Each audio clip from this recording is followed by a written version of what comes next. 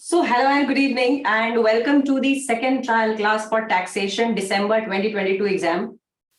First trial class में हमने tax का बेसिक फंडा कवर करा था. आज हम थोड़े से और टेक्निकल पे जाएंगे. बेसिकली फर्स्ट ट्रायल क्लास में तो हमने बहुत ही छोटा, बहुत ही ग्राउंड लेवल का पोर्शन किया था. आज से असल introduction to taxation will begin.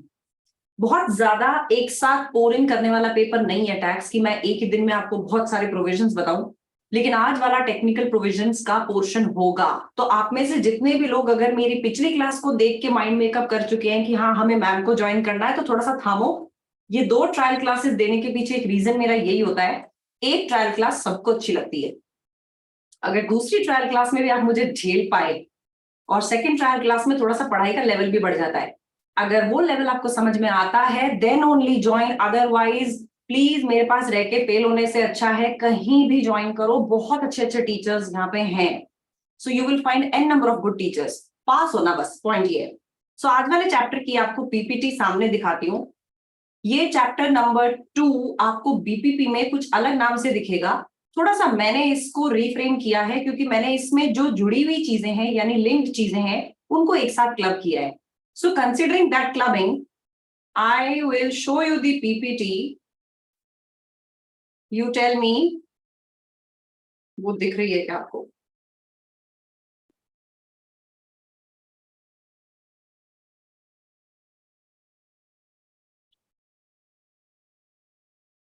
कोई पीपीटी सामने आई ब्लू ब्लू कलर की? Yes ma'am. Yes ma'am. Yes ma'am. ठीक है. चलो, सो हम आते हैं चैप्टर नंबर 2 पे. अच्छा हाँ, एक चीज और मुझे आप लोगों को क्लियर करनी थी, क्योंकि ये वाली क्लास भी यूट्यूब पे जाएगी, तो यूट्यूब पे ही ये स्टूडेंट्स को पता चल जाए तो बेटर है, so that they do not feel dissed. अब से क्या होगा कि अब से कुछ क्वेश्चंस मैं यहाँ पे प्रैक्टिस कराऊंगी. ये क्वेश्चंस बुक के क्वेश्चंस होंगे. मैं नीचे क्लियरली लिखूंगी भी और बोलती भी हूँ कि ये बुक का क्वेश्चन है, लेकिन जब आपको ये नोट्स हमारे सिस्टम से मिलेंगे तो आपको ये बुक के क्वेश्चंस उसमें नहीं मिलेंगे. Reason being, books you have to purchase on your own. मैंने पीपीटी में क्यों डाले हुए हैं? पीपीटी में डालने से मुझे बार बार बुक पे और इसके क्वेश्चंस पे और पीपीटी पे बार बार इधर से उधर हॉप नहीं करना होगा. सो ये जो क्वेश्चंस हैं, प्लीज डू नॉट एक्सपेक्ट कि हम बुक नहीं खरीदेंगे, मैम के नोट्स में तो क्वेश्चन है ही, हम उससे कर लेंगे. नहीं जी, इन क्वेश्चंस को आपको बुक से करना है, और इसके अलावा जो थोड़े बहुत होमवर्क के क्वेश्चंस मैं दूंगी वो भी आपको करने हैं. So that's a simple clarity which you need to have. Notes में सारे प्रोविजंस हैं, दैट आई कैन गारंटी. ये नोट्स में कवरेज कैप्लिन के हिसाब से भी है, इसलिए मैंने इसके जो चैप्टर्स के नाम है वो थोड़े बहुत इधर उधर ऊपर डाले हैं, चेंज किए हैं, ताकि हम रिलेटेड चीजों को सारी एक साथ क्लब कर सकें. So let me now just begin with the technical part, chapter number 2 पे, जहां पे हम टैक्सेबल इनकम का कॉन्सेप्ट आज समझेंगे. इनकम टैक्स लायबिलिटी कैसे कैलकुलेट की जाती है वो समझेंगे. तो अब एक भूमिका बांधते हैं. दैट भूमिका is basically related to income tax department. ये इनकम टैक्स डिपार्टमेंट एक इंडिविजुअल को पहले तो पूरा मौका देता है, भैया जो कमाई कर रहे हो ना, चुपचाप से खुद बता दो. अगर तुमने नहीं बताई तो हम पता लगाएंगे, और अगर हम पता लगाने आए तो हमारा तरीका क्या होता है वो आप सोच भी नहीं सकते. सो एज आई सेड, एक मूवी है रेड, उसमें आपको ताकत दिखती है इनकम टैक्स डिपार्टमेंट की, एंड दैट ताकत is more rigorous when it is in the reality. वो क्या नहीं करते. इसलिए ये जो टैक्सेबल इनकम और इनकम टैक्स लायबिलिटी वाला चैप्टर है, उसी को दिमाग में रख के बनाया जाता है कि अपने आप एक इंडिविजुअल को पूरा मौका दीजिए. वो जिन जिन सोर्सेज से कमाई कर सकता है वो सारे सोर्सेज अब आपको दिखेंगे, ताकि वो डिक्लेयर करे. और डिक्लेयर नहीं करता है, ऐसी गर्दन पकड़ता है इनकम टैक्स डिपार्टमेंट, फिर आप बच नहीं पाओगे. सो इसकी स्टार्टिंग करते हैं. सबसे पहली चीज, अब कुछ टर्मिनोलॉजीज में धीरे धीरे यूज करना चाहूंगी आपको, जो लर्न करते चलनी है, क्योंकि मैं बार बार उन्हीं को यूज करूंगी. Accessible person, tax payer, tax year, ये सारी की सारी चीजें अब शुरू होंगी. असेसेबल पर्सन कौन होता है? Who is an assessable person? Who is assessed to tax, जिसको टैक्स पे करना है. We are talking about UK tax, तो जिसको यूके टैक्स प्रोविजंस के हिसाब से टैक्स पे करना है. अब सवाल आता है किसको पे करना है भाई? सो असेसेबल पर्संस में there is a simple caveat, एक सेंटेंस है बस जो बहुत धमाकेदार है. all residents in the UK, all people, all persons who are residents in the UK, they are assessed to UK tax on their worldwide income. ये हिंदुस्तानियों के लिए भी एप्लीकेबल होती है. ये है क्या? यूके का रेजिडेंट वर्ल्ड वाइड कहीं से भी कुछ भी कमाएगा, उसको यूके के रूल्स के हिसाब से इनकम टैक्स पे करना होगा. यानी अगर आप कहीं के रेजिडेंट होते हैं तो आप दुनिया में कहीं से भी कुछ भी कमा लीजिए, you have to pay taxes in that country where you are a resident. ये इसका मतलब रेजिडेंसी रूल्स बहुत क्रिटिकल हो जाते हैं असल जिंदगी में. हम बोलते हैं ना एनआरआई है, ये रेजिडेंट इंडियन है, ये नॉन रेजिडेंट इंडियन है. मैं नॉन रिलायबल इंडियन की बात नहीं कर रही, नॉन रेजिडेंट इंडियन की बात कर रही हूँ, एनआरआईज. तो एनआरआईज इसलिए अपने स्टेटस के ऊपर बड़े कंसिडरेट होते हैं कि यार हम एनआरआई स्टेटस एंजॉय करें, दैट्स बेटर. वो इसलिए नहीं एंजॉय करना उनको क्योंकि उनको बड़ी शान की बात फील होती है, मैं NRI. So it's not a style statement, it's basically अगर आप रेजिडेंट हो गए ना तो आपको टैक्स पे करना पड़ जाएगा हिंदुस्तान में भी, और यूके में तो पे करना ही है. सो इस बात का सिंपल एक मतलब क्या है, यूके का रेजिडेंट वर्ल्ड वाइड कहीं से भी कुछ भी कमाएगा, उसको यूके में इनकम टैक्स पे करना होगा. Is my statement clear? You need not मक दिस स्टेटमेंट. ये लॉ क्या बोलता है मैंने वो लिखा है, और मैं जो समझा रही हूँ वो हिंदी में समझा रही हूँ आपको. ये आपको कहीं भी लर्न नहीं करना, मेरी हिंदी वाली भाषा में ही समझ लो. रेजिडेंट इन यूके दुनिया में कहीं से भी कुछ भी कमा के लाएगा, he has to pay taxes in UK. Am I clear on this? बोलो बोलो बोलो. Yes, ma'am. ठीक है. अब सवाल ये आती है, मैंने बोला कि all persons who are resident in UK. अब ये पर्सन कौन है? Who is a person? तो यूके टैक्स ने 3 कैटेगरीज बताई. पहली कैटेगरी तो बोली सब इंडिविजुअल्स, मेल फीमेल बूढ़ा जवान सब. हम आदमी औरत किसी को एग्जेम्पशन नहीं दे रहे कि यार औरतें हैं इसलिए टैक्स नहीं लेंगे. हाँ जी, आपने अभी स्टार्ट किया, मैंने छोड़ दिया कुछ. थोड़ा सा मिस किया इशिका. ठीक है, सॉरी. आगे कंटिन्यू करो. ठीक है. So one is all individuals. दूसरा, क्या बच्चे इसमें क्लब है? यस.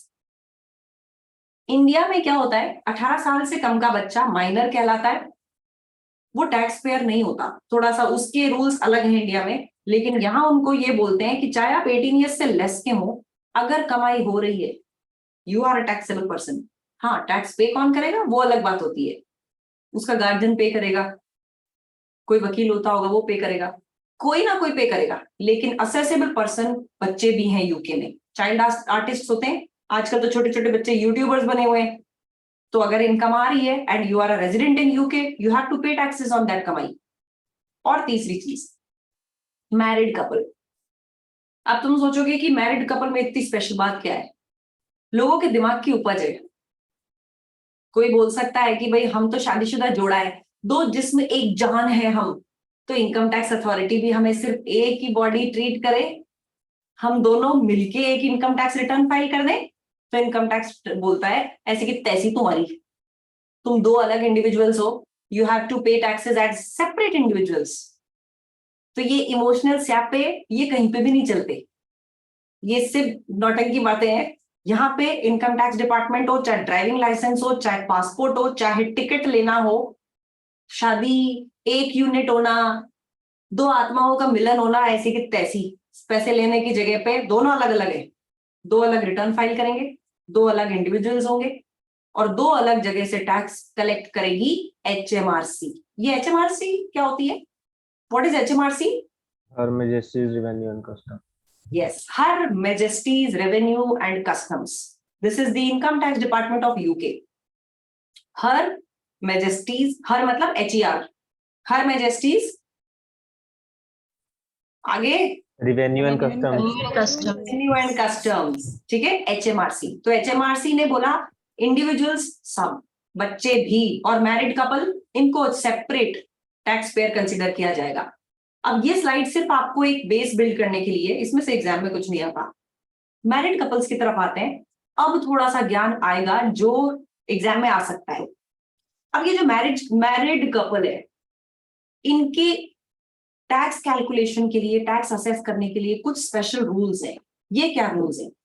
पहला रूल्स तो ये, ये हो सकता है दोनों जने मिलके एक प्रॉपर्टी ओन करते हैं और उस प्रॉपर्टी से कुछ इनकम कमाते हैं। जैसे ले लो, इन्होंने घर लिया, दोनों ने जॉइंटली ओन किया हुआ इस घर को और उस घर से किराया आता है।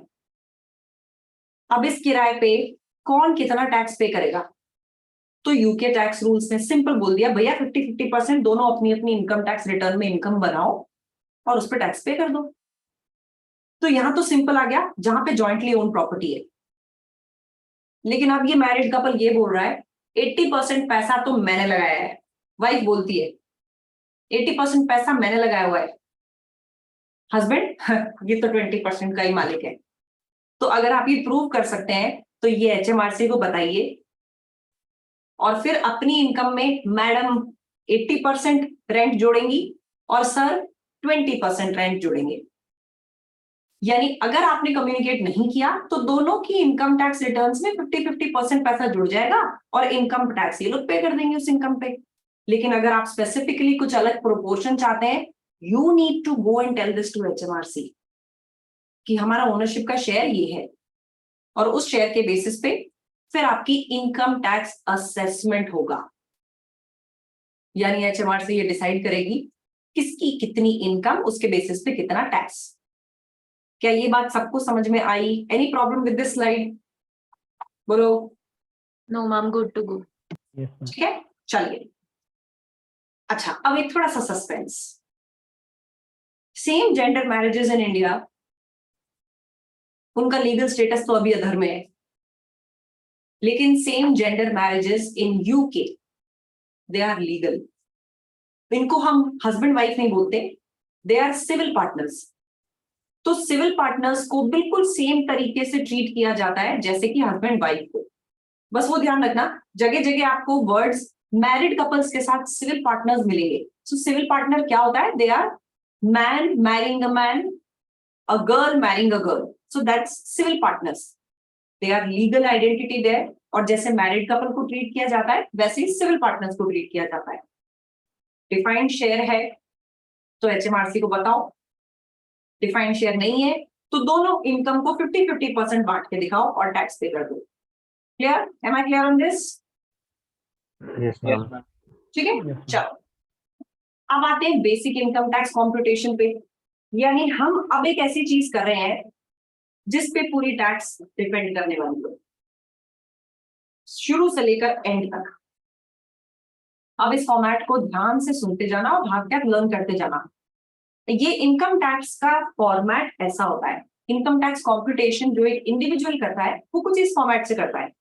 अब इसको एक एक करके समझते जाओ, ये क्या क्या आइटम्स हैं, आई शो यू दैट, और एक एक करके इनको एक्सप्लेन भी करती हूँ। देखो, सबसे पहली income trading income. Trading income मतलब आप अगर बिजनेस करते हैं तो ट्रेडिंग इनकम कमाएंगे। दूसरा, एम्प्लॉयमेंट इनकम, आप अगर नौकरी करते हैं तो आप एम्प्लॉयमेंट इनकम कमाएंगे। तीसरी इनकम, ना तो आप बिजनेस करते हैं ना आप नौकरी करते हैं, आप सिर्फ और सिर्फ घरों का किराया खाते हैं, अपने घर को रेंट पे देते हैं और प्रॉपर्टी इनकम अर्न करते हैं। ये तीसरी कैटेगरी वो है। ये चौथी कैटेगरी है, अब हम कुछ करने लायक नहीं बचे, हम रिटायर हो गए, अब हम सिर्फ आराम करते हैं और पेंशन कमाते हैं, पेंशन खाते हैं, तो वो पेंशन इनकम होती है। हालांकि आई शुड नॉट से कि हम कुछ करने लायक नहीं रहे, लायक तो होते हैं, पर ये टाइम होता है कि भाई मुझे अब अपनी लाइफ जीनी है, नहीं करना कोई नौकरी वोकरी, नहीं करना कोई business. So at that point of time you earn pension income.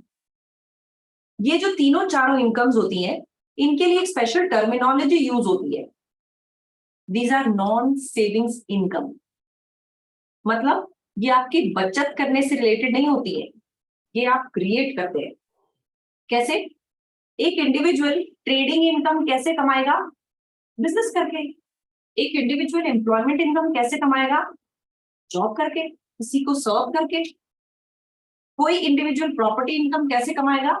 ये उसकी सेविंग करी हुई इनकम नहीं है, उसने एक प्रॉपर्टी खरीदी थी, उससे किराया आ रहा है। दिस किराया इज नॉट रिलेटेड टू बचत, this is related to property. और चौथी, पेंशन इनकम। ये ध्यान रखना, पेंशन इनकम वो नहीं है कि अपनी नौकरी के टाइम पे अपनी तनख्वाह से कटवाई होगी, ये मुझे बाद में मिल रही है। No, this pension income is basically आपने अगर कुछ प्रोविडेंट फंड में डाला होगा तो कुछ एम्प्लॉयर ने भी तो डाला होगा। ऐसे ही वहां पे एम्प्लॉयर पेंशन फंड में पैसा डालता है एम्प्लॉय की, यानी ये आपने एम्प्लॉयमेंट किया है इसीलिए मिलती है आपको, आपके सेविंग्स में से नहीं मिलती। सेविंग ये होती है कि मैंने 100 रुपया जोड़ के रखा, एफडी कर दी और वहां से मुझे ब्याज मिल रहा है, that is savings income. Pension income मिल रही है आपके एम्प्लॉयमेंट की वजह से, आपकी नौकरी की वजह से, चाहे आप इसमें से खुद अपनी तनख्वाह में से कटवाएं, चाहे आपका एम्प्लॉयर हो, but this you are earning because you are employed somewhere, that's pension income. इसीलिए इन चारों इनकम्स को बोला जाता है नॉन सेविंग्स इनकम। इन चारों को लर्न करो। नॉन सेविंग्स इनकम हम सबसे पहले डिक्लेयर करते हैं। सबसे पहले trading income, then employment income, then property income and then pension income. ये 4 इनकम्स होती है, सबसे पहले हम इनके कैलकुलेशंस करते हैं। फटाफट से लर्न करो। And the total of these comes to non savings income. यहां तक दिमाग में बिठा लो जल्दी से, 2 मिनट में।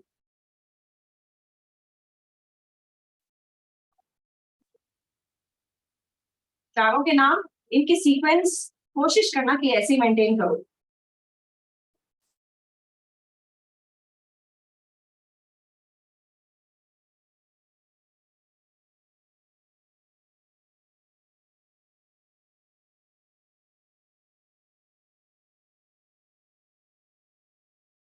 ठीक है, डन।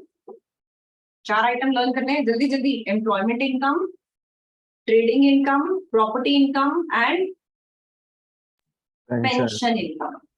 ये नॉन सेविंग्स इनकम हो गई। अब आते हैं सेविंग्स इनकम की तरफ।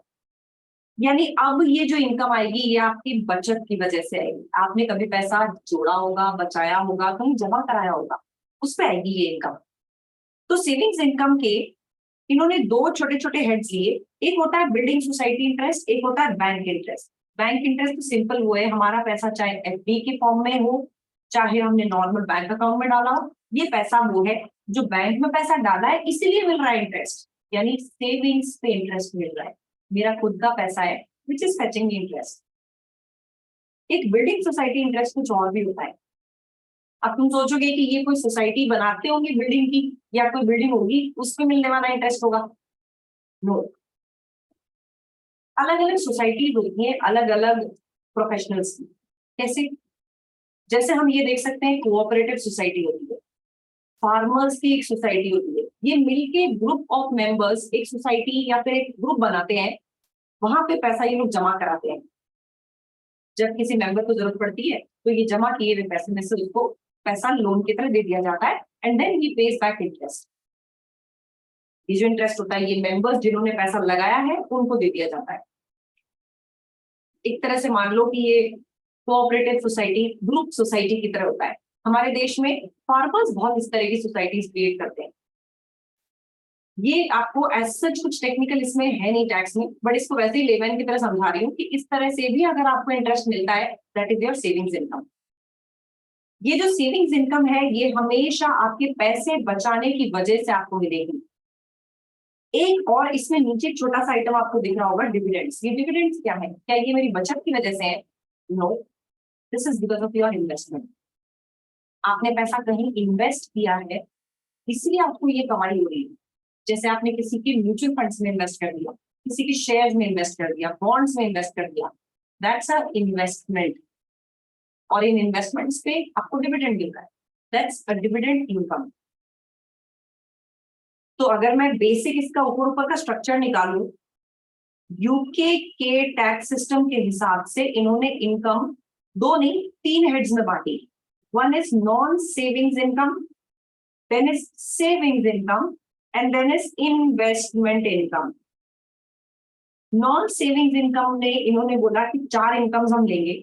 1 trading income, 2 employment income, 3 property income and 4 pension income. Savings income में इन्होंने बोला कि हम 2 कैटेगरीज की सेविंग्स इनकम रखेंगे। One will be bank interest and another will be building society interest. मतलब सोसाइटीज अपने बनाइए, उसमें पैसा सब मेंबर्स मिलके डालिए, किसी मेंबर को लोन चाहिए तो उससे विद इंटरेस्ट लोन की फैसिलिटेशन कर दीजिए। इन्वेस्टमेंट इनकम, हम पैसा कहीं लगाएंगे उससे ये इनकम आएगी, दैट इज इन्वेस्टमेंट इनकम। तो investment income can create dividends. इन्होंने ये सारी की सारी यहां पे बांट दी। इन सारी इनकम्स के अलग अलग हेड देके जब कोई इंडिविजुअल इसका टोटल लगाएगा he will get total income. Now remember, हम बहुत सारे इनकम्स में अब कंफ्यूज होने की स्टेज पे जा रहे हैं। We are at total income, just the total of all incomes, that's it, total income. सो मैं यहां तक एक बार इस पूरे फॉर्मेट को रीड आउट करती हूँ। We have 2-3 things here. One, non savings income. Non savings income में 4 इनकम्स होती है। ट्रेडिंग, मन में बोलते जाना मेरे साथ साथ, अभी पूछूंगी सबसे। Employment, property and pension. दूसरी हेड ऑफ इनकम होती है savings income, building society interest या बैंक इंटरेस्ट। तीसरी होती है इन्वेस्टमेंट इनकम यानी कि डिविडेंड। इन सब इनकम्स का टोटल करो तो मिलता है टोटल इनकम। क्या यहां तक किसी को कोई दिक्कत है? बताओ। No, ma'am. अब जब टोटल इनकम आ जाती है उसके बाद में HMRC ने, यूके टैक्स डिपार्टमेंट ने कुछ रिलीफ्स दिए। ये इंडिया में भी है रिलीफ्स हमारे पास, कई तरह की, अलग अलग हेड्स में अलग अलग तरह की रिलीफ्स होती हैं। ये रिलीफ्स अलग से पढ़ेंगे भी, लेकिन उन्होंने बोला भैया टोटल इनकम में से थोड़ी बहुत हम तुम्हें रिलीफ दे देते हो, जाओ सिमरन जा जी ले अपनी जिंदगी। तो ये हर किसी को सिमरन की जिंदगी जीने के लिए कुछ रिलीफ दी गई है। जब ये रिलीफ यूज होती है तो आपकी इनकम कम हो जाती है। रिलीफ माइनस करने के बाद में you get net income. So I tell you a point here जहां पे एग्जामिनर्स मार्क डिडक्शन करते हैं। Students do not understand the difference between total income and net income. Question कई बार बोलता है calculate total income, student relief भी लगा लेता है।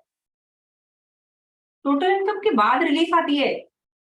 अगर क्वेश्चन सिर्फ टोटल इनकम पूछ रहा है तो आपको रिलीफ देनी नहीं है, लेकिन अगर क्वेश्चन ने पूछा नेट इनकम तो रिलीफ माइनस करनी है। अगर 2 मार्क्स का क्वेश्चन आया सेक्शन ए और बी में और उसने पूछा है टोटल इनकम, आपने अगर रिलीफ माइनस कर दी then you have calculated net income.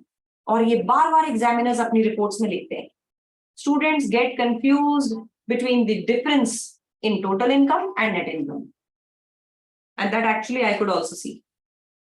इसलिए अभी इसको दिमाग में बिठाओ, टोटल इनकम में कहीं कुछ भी माइनस नहीं हुआ होता, लेकिन जैसे ही आप रिलीफ देके माइनस करते हैं you get net income. Gross से ही तो नेट बनता है, यहां पे भी यही है। टोटल से जब रिलीफ माइनस होंगी तभी नेट बनेगा।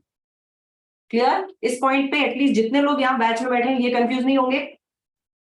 तुम लोगों का कंफ्यूज नहीं होगा ये सुन के? नहीं होगा। ये आ जाएगी नेट इनकम। अब नेट इनकम के बाद में एक लास्ट आइटम आता है PA, पर्सनल अलाउंस।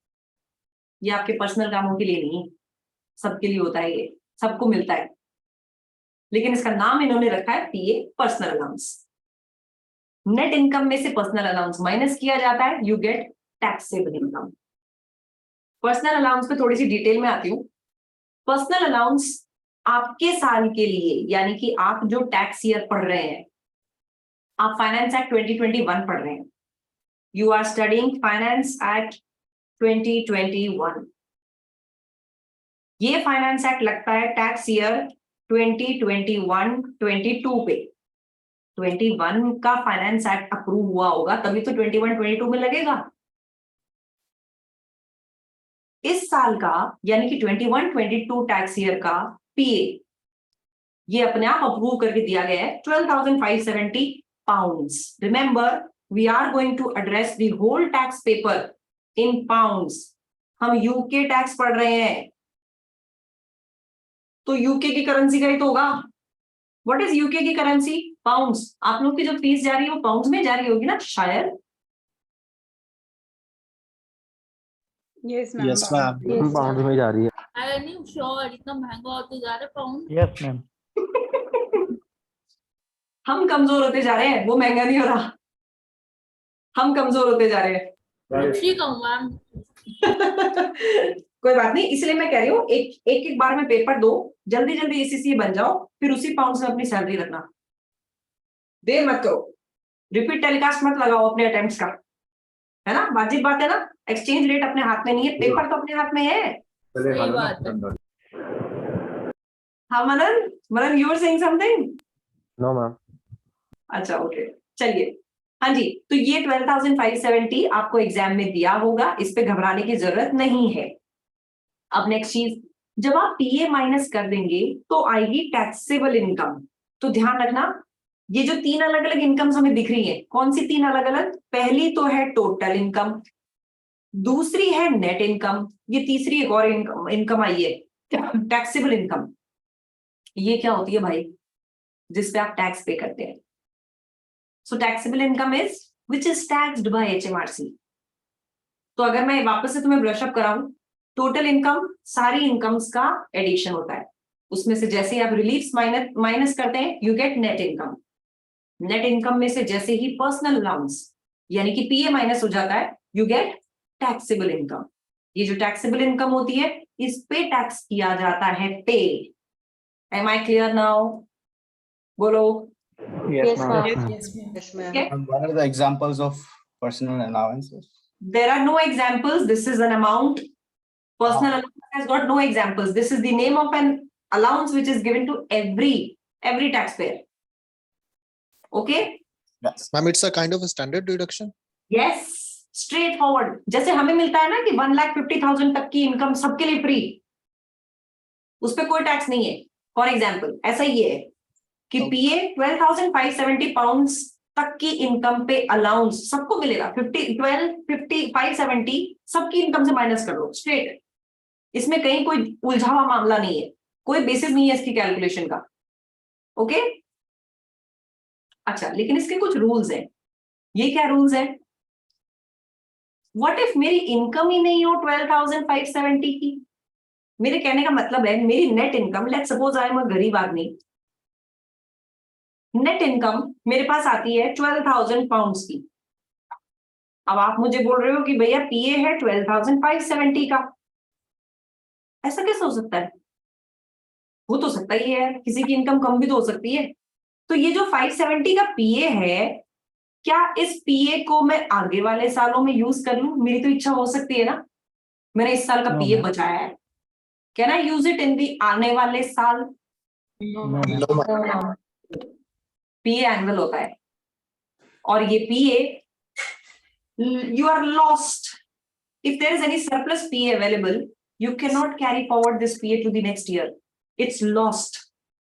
Clear? ये बात समझ में आती है कि अगर कोई टैक्स पेयर ये सोचे कि मैं इसको आगे ले जाऊं, sorry, this is not possible. You cannot carry forward surplus PA. It will be lost. तो ये रूल्स तुम्हें ऐसे लर्न नहीं करने, जो मैं हिंदी बोल रही हूं उसमें समझते जाओ। Second rule related to PA, capital gains के अगेंस्ट पीए नहीं मिलता। कैपिटल गेन के ऊपर टैक्सेबिलिटी डायरेक्ट होती है। ये कैपिटल गेन क्या होते हैं? मैंने लास्ट केस में बताया था आपको, लास्ट क्लास में। प्रॉपर्टी पे असेट को बेचते हैं और उस पर फायदा होता है। You sell an asset and you gain an amount out of that sale. इसके ऊपर फायदा जो भी होगा उससे पीए रिलीफ नहीं मिल सकती, यानी कैपिटल गेन्स पे नो पीए। तीसरी चीज, ये पीए स्पाउस को ट्रांसफर जरूर किया जा सकता है, यानी अगर मैंने ये वाला केस लिया जहां पे 570 का पीए यूज नहीं हो पा रहा है, I can transfer this 570 to my spouse. लेकिन इसके लिए कुछ स्पेशल रूल्स हैं, उनको डिटेल में पढ़ेंगे। फिलहाल के लिए आपको बस याद ये रखना है कि पीए कभी भी आगे वाले सालों पे नहीं जाता, कैपिटल गेन से कभी भी पीए माइनस नहीं होता, और तीसरी चीज, पीए स्पाउस को ट्रांसफर किया जा सकता है if it is available. Clear? अब फटाफट से इस फॉर्मेट को एक बार लर्न करो, कहीं समझने में कोई दिक्कत है तो मुझे बताओ। पहले दिक्कत बताओ फिर इसको लर्न करो। बताओ, any problem in understanding the format as well as whatever is there on this slide? ये पूरी बुक में यूज होने वाला है टिल एंड। No ma'am. ठीक है, 2 मिनट लगाओ। हाँ इशिका? स्पाउस को सिविल पार्टनर बोलते हैं क्या ये वहां पे? दोनों सिविल पार्टनर्स और स्पाउस एक ही तरीके से ट्रीट किए जाते हैं, सो दे आर द सेम। अब 2 मिनट लगाओ, I will not give you more than 2 minutes. इस पूरे फॉर्मेट को लर्न करो, इस पूरी स्लाइड पे जो भी प्रोविजंस है फटाफट से लर्न करो, not more than 2 minutes please. पूछूंगी अभी इंडिविजुअल से एक एक करके।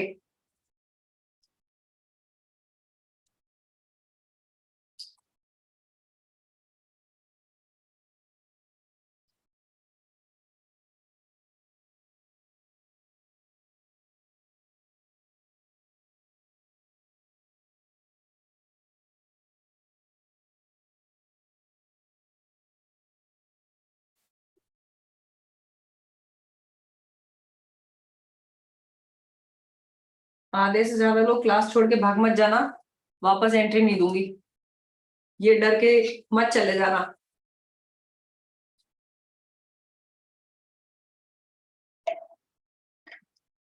अच्छा, टैक्स के ग्रुप के कितने लोगों ने अपने आप को रजिस्टर करा लिया है लाइव क्लास में से अभी? How many students have registered हमारे साथ? मैम मैंने मैम। तो इसका मतलब आप लोग व्हाट्सएप ग्रुप पे भी आ गए हैं। Yes, ma'am. Yes ma'am. नहीं मैम, मैं ऐड नहीं हुई हूँ। ऐड नहीं हुए हो तो एक काम करो, जो लोग ऐड हुए हो मैं अभी ये स्क्रीन पे से हटा रही हूँ। सिर्फ 2 जने ऐड हुए हैं, ये तो गड़बड़ है यार। अच्छा, यानी rest of the people are yet to get registered. Ma'am मैंने रजिस्टर Registered, करा ma'am. दिया है। I mean you have paid the fees. अच्छा, blended पे हो रौनक। रौनक, why are you going on blended? Why not live?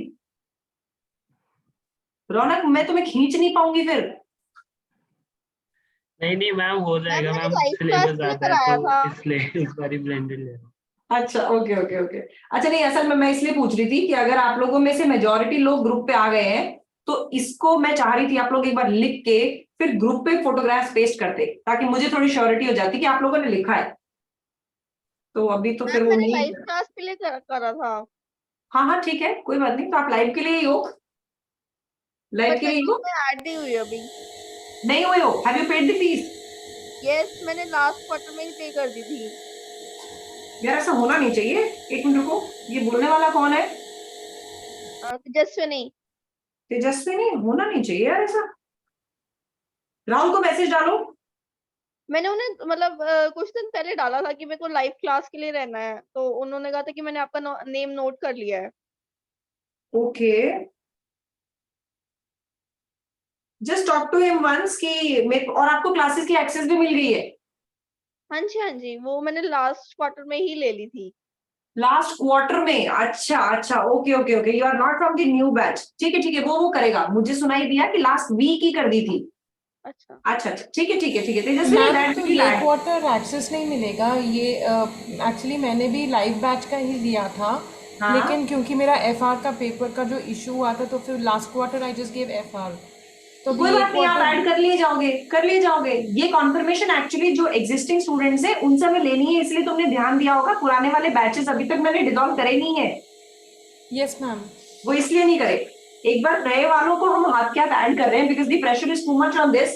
जैसे ही that would be done by Monday और ट्यूसडे, पुराने वाले जितने भी अब इस बार ऐड होंगे उसके बाद में उनको ऐड करूंगी और पुराना वाला ग्रुप डिसॉल्व करूंगी फिर। मैम ठीक तो है? एलएमएस पे अगर हम देखेंगे तो हमें तो ये actually even I was planning to go on blended. मैंने लाइव क्लासेस लिए हैं लेकिन मुझे लगा कि थोड़ा सा जल्दी भागूंगी तो बेटर होगा। तो मतलब what will be the difference, because I did not find any provisions का जो आप बता रहे थे कि they will be a Priyanka, complete your provision case is different, मैं अलग से बात करूंगी तुमसे। Okay ma'am. ठीक है, you are going to convert into live, और लाइव अटेंड करके ब्लेंडेड में नहीं होता। हाँ, you can once you have already attended ना, तो फिर यहाँ पे लाइव वापस अटेंड करने का मतलब नहीं है, फिर आप उसमें जाओ आई जो डिड आप नॉट लाइव अटेंड अटेंड की मैम, थी, I did not attend live. And you wanted to go ahead speed में। Yes ma'am. चलो अलग से बात करेंगे, बिकॉज वो Okay, देखना ma'am. पड़ेगा एग्जैक्टली एक बार कि पुराने वाला अगर आपने देखा है तो बेटर है वही वाला देखो, नया मत देखो। नहीं लेकिन जैसे उसमें आपने बोला था कि ये क्वार्टर में आप थोड़े चेंजेस लेकर आओगे, तो I was just wondering about those वो सबका चेंजेस। होगा चेंजेस, पढ़ाई में नहीं, कंटेंट में मैं क्या चेंज लाऊंगी? नहीं लाइक प्रोविजंस का जो आप बोल रहे थे कि पूरा प्रोविजंस एक साथ रखकर we will have access to all the provisions together, that wasn't there in वो द लास्ट सबके लिए क्वार्टर। होगा प्रियंका, ऐसा नहीं होगा कि ब्लेंडेड के लिए होगा नहीं होगा और लाइव वालों के लिए होगा। नो बट आई वो हैव सबके एक्सेस टू लिए द होगा, last quarter recording ma'am, not to उसमें दिस भी क्वार्टर जुड़ेगा रिकॉर्डिंग। वो उसमें भी जुड़ेगा। Okay okay okay great ma'am. उसमें भी ऐड ऑन होगा। इट्स नॉट पॉसिबल कि Okay. ब्लेंडेड वाले अलग लेवल पे पढ़े और लाइव वाले अलग लेवल पे पढ़े। ठीक है, चलो एनीवेज, हाँ जी, क्लियर हो गया सबको? Yes, ma'am. चलिए okay, so Amrit Kaur. Yes ma'am. Amrit, जरा मुझे major heads of income tax competition बता दो। मैम सॉरी मैम, दोबारा रिपीट करिए। हाँ, मैम इंटरनेट कनेक्शन थोड़ा अनस्टेबल है, आप दोबारा रिपीट कर दो क्वेश्चन। आई एम आस्किंग कि इनकम टैक्स कॉम्पिटिशन के मेजर हेड्स बता दो। Trading income, employment income, property income, and pension income. Perfect. Raunak, investment income कौन सी होती है? Dividend. Perfect. Very good. Okay. Neville, what is the amount of PA for finance tax year 21-22? 12570. 12570. Okay, correct. Then Divisha, रुको. Pooja Sehgal. Pooja, what is the difference between total income and net income? Ma'am, we deduct reliefs from that. Then we get net income. Okay, then Vishwa, on what amount do we pay taxes? Total income, net income, or taxable income? No, after the net income, deduct by personal allowances, and then it comes as taxable income. So that's taxable income. Correct. So Vishakha, अगर किसी भी साल में we could not use the PA, पूरा use नहीं हुआ, कुछ बच गया, can we use that in the आने वाला years? No, ma'am, there are some rules. We cannot use, the surplus is already lost, and we can transfer the remaining amount to our spouse or the civil partner. बस. ठीक है. Good. Okay, Shivam, there is one exception जिस पे हम PA use नहीं कर सकते. What income is that exception? PA किस income में से नहीं मिलता? कैपिटल गेन में से. ठीक है, चलो गुड. इसका मतलब आप लोगों को लर्न तो हो गए. ठीक है. सो ये इनकम टैक्स कॉम्पिटिशन का बेसिक स्ट्रक्चर है जिसमें हमें सारे क्वेश्चंस अब टिल एंड करने हैं. इसके आगे की अब एक चीज आती है छोटी सी. अब ये जो PA है, आपके पास इनकम अलग अलग आ रही है. अगर मुझे PA सेट ऑफ करना है, इनकी टैक्स रेट्स भी अलग अलग है. मैं PA सबसे पहले किस पे सेट ऑफ करूं? सबसे पहले हम नॉन सेविंग्स इनकम पे इसको सेट ऑफ करते हैं, फिर सेविंग्स इनकम पे करते हैं, फिर डिविडेंड इनकम करते हैं. अगर PA सेट ऑफ करने के बाद में फिर अगर लेट सपोज कोई डिविडेंड इनकम बच गई तो उस पे डिविडेंड की टैक्स रेट्स लगती हैं. नॉन सेविंग्स इनकम की टैक्स रेट्स अलग हैं. सेविंग्स इनकम की टैक्स कैलकुलेशन का तरीका अलग है. डिविडेंड इनकम की टैक्स कैलकुलेशन का तरीका अलग है. इसलिए सवाल बीच में उठता है कि PA को सबसे पहले कौन सी इनकम कम करने के काम लेना है, इस सीक्वेंस में काम लेना है. इसको थोड़ा सा प्रूव करने के लिए let me take up a small question here. ये वाला क्वेश्चन, ये आपकी BPP की वर्कबुक का इलस्ट्रेशन नंबर 1 है. इसी के लिए मैं कह रही थी कि ये आपको क्लास में चलते हुए दिखेंगे, but when you will get the notes you won't find these questions there. आपको नोट्स में सिर्फ मेरे बनाए हुए प्रोविजंस ही मिलेंगे, ये क्वेश्चंस वहां से हटे हुए मिलेंगे. अब इसको ट्राई करते हैं. Illustration number 1, in 21-22 Claire receives employment income of 95,000 pounds, bank interest of 8,000 pounds, and dividend of 7,500. Calculate Claire's taxable income for 21-22. So taxable income कैसे निकालें? सबसे पहले आती है employment income, 95,000 की डाल दो. फिर लो bank interest, savings income basically 8,000 की डाल दो. देन डिविडेंड्स 7,500 के डाल दीजिए. इन तीनों का टोटल क्या आएगा? What will be the total of all these three? Total 110500. नहीं, अमाउंट भी. और ये आएगा क्या? This is Total income. How much is total income?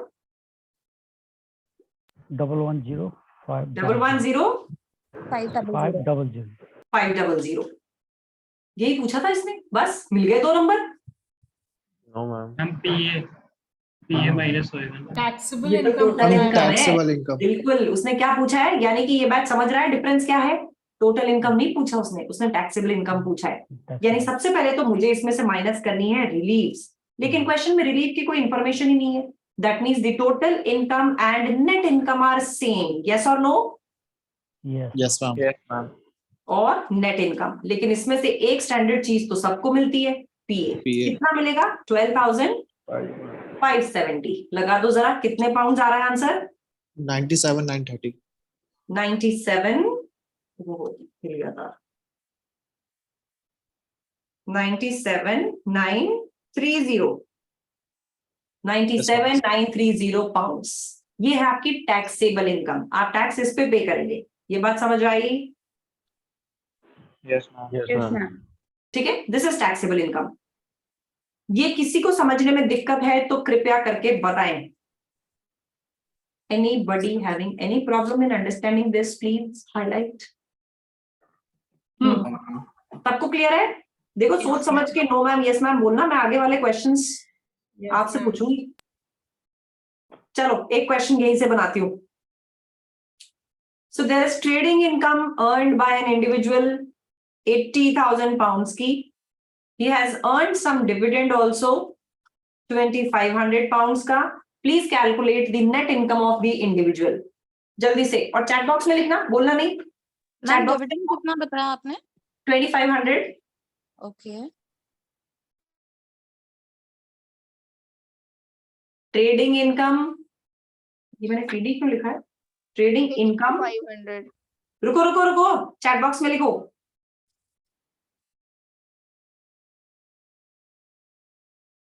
What is the net income? Okay. And what if I say what is the taxable income? फिर क्या बोलेंगे आप? What is the taxable income? Jasprit, नील कैसे आया? How come it's nil?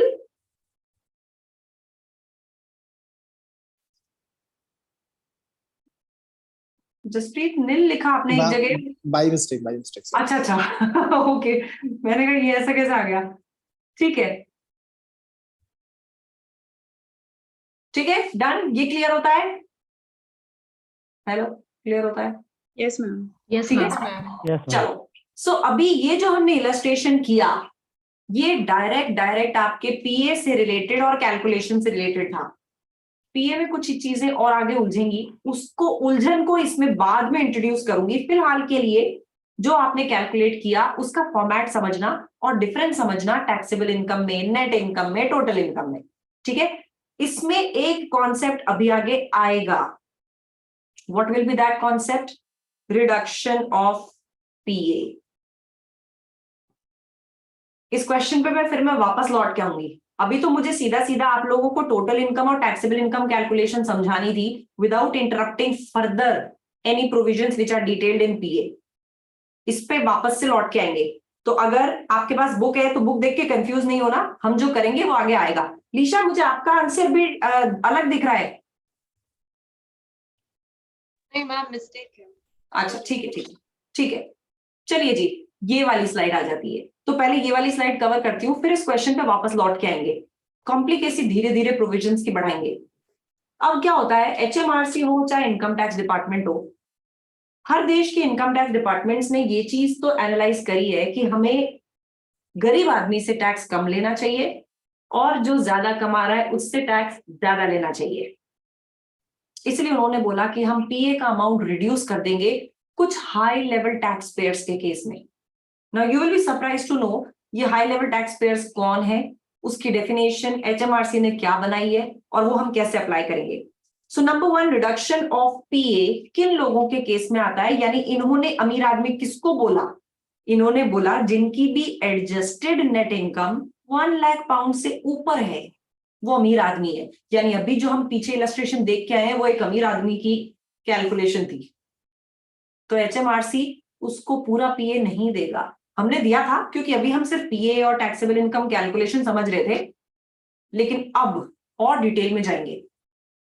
HMRC बोलता है अगर ANI 1 lakh pound से ऊपर है तो पीए आपको पूरा नहीं मिलेगा, मतलब पूरा 12,570 माइनस करने को नहीं मिलेगा। तो सवाल ये उठता है फिर कितना मिलेगा? तो उससे पहले ये जान लो कि ये ANI क्या है। पहले अपनी ANI तो चेक कर लो। So this ANI is adjusted net income, जो इस तरह से कैलकुलेट होती है। कैसे कैलकुलेट होती है? आप निकालते हैं सबसे पहले नेट इनकम, मतलब पीए माइनस करने से पहले वाला अमाउंट। उसमें से 2 अमाउंट्स माइनस करने के लिए आपको बोला जाता है।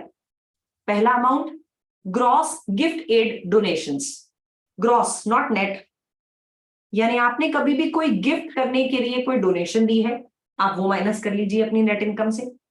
आपने पर्सनल पेंशन कंट्रीब्यूशन के लिए कुछ भी पैसा दिया है, उसको भी माइनस कर लीजिए। अगर ये दोनों आइटम माइनस करके भी आपकी ANI 1 लाख पाउंड से ऊपर है तो PA पूरा नहीं मिलेगा, कम मिलेगा, क्योंकि आप इसका मतलब काफी पैसे वाले हैं। So please contribute to the development of the nation. अब सवाल उठता है कि PA कम कर रहे हो, कितना कम कर रहे हो?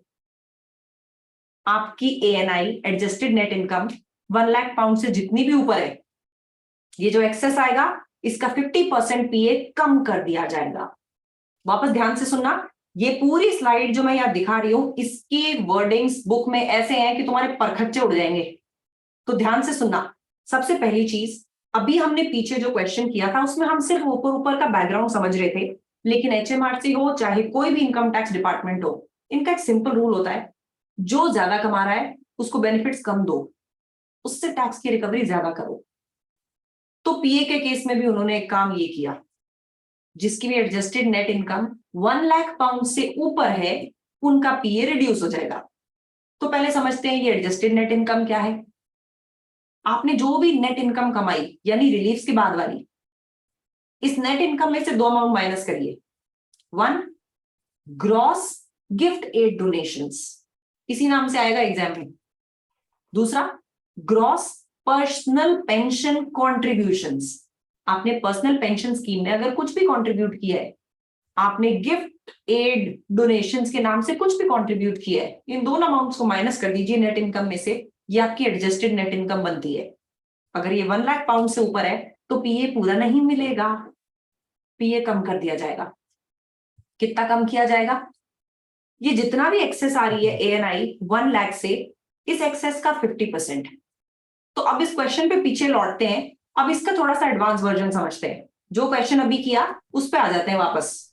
ये जो दो ग्रॉस माइनस करते हैं इनकी कोई मैक्सिमम लिमिट है? कोई नहीं, कुछ भी मैक्सिमम लिमिट नहीं है। इनकम टैक्स डिपार्टमेंट उसको बोलता है कि ठीक है यार, तुम डोनेशन कर रहे हो उसको करो, उसकी कोई दिक्कत नहीं है। तुम पर्सनल पेंशन कॉन्ट्रीब्यूशन करते हो करो, कोई प्रॉब्लम नहीं है, ठीक है। बंदा फिर पर्सनली कर लेगा टैक्स देने से अच्छा, कोई लिमिट नहीं है?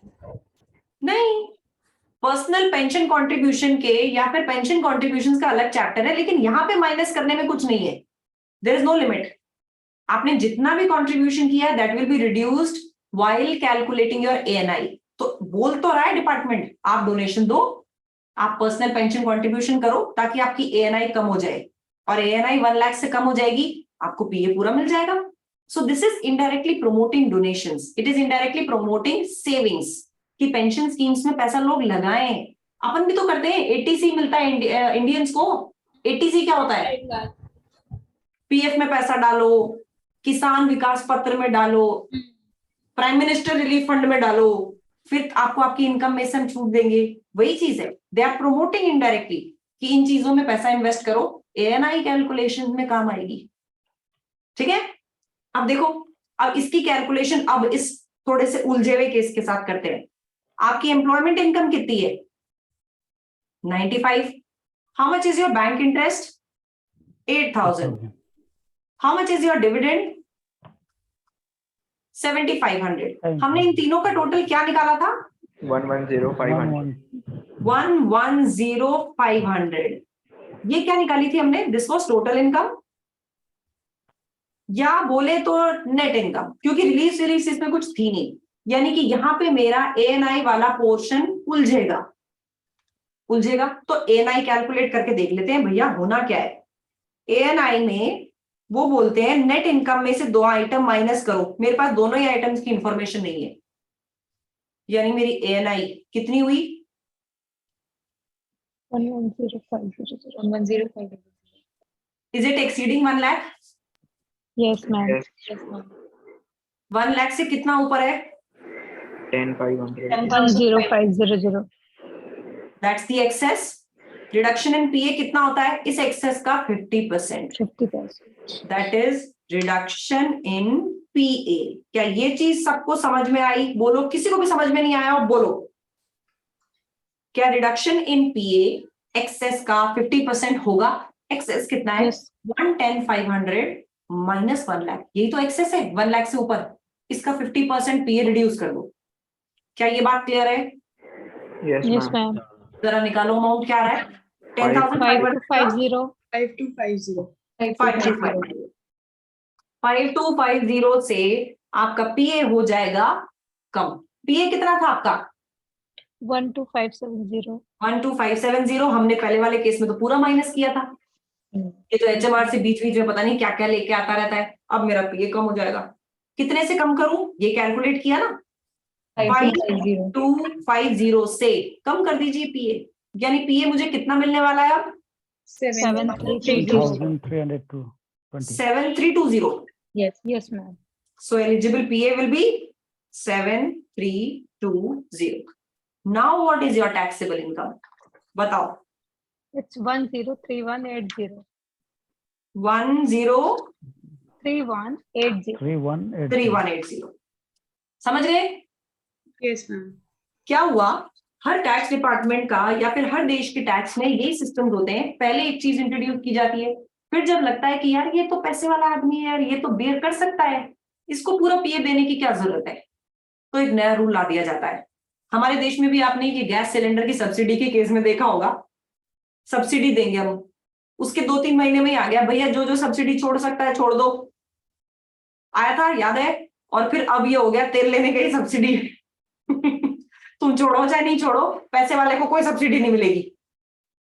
तो ये ओवर ईयर्स आपको आपकी इकोनॉमी चलाने के लिए धीरे धीरे रूल्स बनाने होते हैं, and these rules come from the income tax department, क्योंकि ये जो फिस्कल बजट बनता है उसके बेसिस पे इनको डिसाइड करना होता है कि यार जो जिसकी एडजस्टेड नेट इनकम 1 लाख से क्रॉस कर रही है उसको काहे का पीए का बेनिफिट देना, वो तो टैक्स बेयर कर सकता है। वो कौन सा गरीब आदमी है जिसके जीने की जिम्मेदारी स्टेट के ऊपर आ गई, अच्छा खासा यार BMW ऑडी में घूमता है, काहे का पीए, तो वो पीए रिड्यूस कर देते हैं। So these provisions keep on coming over years and years. इसकी एप्लीकेबिलिटी समझ आई? बोलो Yes, ma'am. ठीक है। सो अब पीए के रिडक्शन पे अब इस पूरे रूल को ध्यान से समझना। नंबर 1, किसी भी इंडिविजुअल की इनकम एडजस्टेड नेट इनकम अगर 1 लाख पाउंड क्रॉस करती है तो उसको पूरा पीए नहीं मिलता, उसका पीए कम कर दिया जाता है। तो पहली बात ये करते हैं कि एडजस्टेड नेट इनकम क्या है, आपकी नेट इनकम यानी रिलीफ के बाद वाली। इसमें से 2 आइटम माइनस किए जाते हैं, 1 gross gifted donation, 2 gross personal pension contribution. ये माइनस करके आती है adjusted net income. Adjusted net income 1 lakh से ऊपर निकल गई, जितनी भी ज्यादा निकली है उसका 50% दी रिडक्शन इन पीए, उतना पीए आपको कम कर देना है। ठीक है विशाखा, आती हूँ ग्रॉस और नेट की तरफ आती हूँ। ये ग्रॉस का थोड़ा सा नेट का चक्कर हो सकता है। अच्छा, अब किसी भी टैक्स पेयर की अगर एडजस्टेड नेट इनकम 125-140 से ज्यादा हो तो उसको पीए मिलेगा ही नहीं। क्यों? करके देख लो कैलकुलेशन, और ये नंबर आपको एग्जाम में दिया होगा। करते हैं, देखो किसी की ANI 125-140 से ऊपर है तो उसको पीए मिलेगा ही नहीं। ट्राई करें। This is ANI of any individual. ये 1 लाख से कितनी ऊपर है? 25,140. का 50% पीए का अलाउंस है।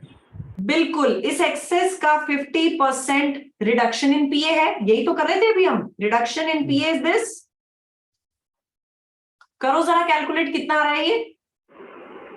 12,000. मैम पीए अमाउंट ही आ रहा है पूरा 12570.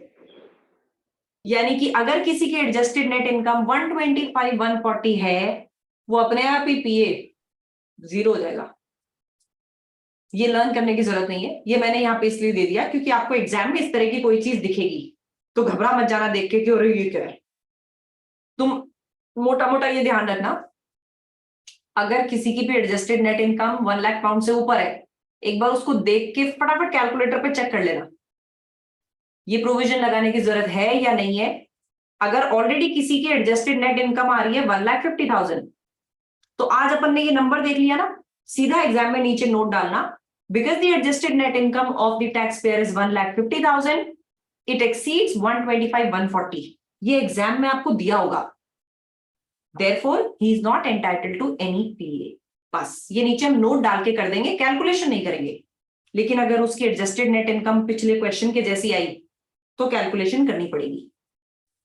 लेकिन अगर ये वाला केस है, सीधा ये स्टेटमेंट डालो और सीधा लिख दो PA not available to the taxpayer because his adjusted net income is more than 125, 140. Exam में ये कैसे दिए होते हैं, कुछ इनिशियल पेजेस जो होते हैं पेपर के वो सारे इन रूल्स के होते हैं, उसमें कुछ टैक्स रूल्स होते हैं, बहुत डीप वाले टैक्स रूल्स नहीं होंगे, ऊपर ऊपर के होंगे, यानी पीए का अमाउंट दिया होगा, ये वाली वैल्यू दे रखी होगी, इनकम टैक्स की रेट्स दे रखी होंगी। सो ये डीप में जो जा रहे हैं, जैसे एएनआई कैलकुलेशन क्या है, ये एग्जाम में नहीं दिया होगा, ये आपको पता होना चाहिए, यही लर्न करना पड़ेगा। And this is where tax starts. एक सिंपल सा सेंटेंस होता है, सबसे पहले वो समझना, उसकी एक एक वर्किंग समझना। यानी हम एक सिंपल सी चीज बोलने से चालू हुए थे, अगर किसी इंडिविजुअल की adjusted net income 1 lakh pound से ऊपर है तो उसका पीए रिड्यूस कर दिया जाएगा। ये एडजस्टेड नेट इनकम क्या होती है, पहला सवाल। ये जो पीए आप रिड्यूस करेंगे, कितना रिड्यूस करेंगे, दूसरा सवाल। This is tax interpretation. इस पूरे सेंटेंस को समझना इस टैक्स इंटरप्रिटेशन। मतलब पॉइंट क्या है, किसी की भी adjusted net income 1 lakh pound से ऊपर है तो उसका पीए रिड्यूस करना है। तो बताओ एडजस्टेड नेट इनकम क्या है, बताओ पीए कितना रिड्यूस करना है। इसी के लिए मैं कह रही थी आप लोगों को पहली क्लास में कि ये पेपर मेहनत मांगता है,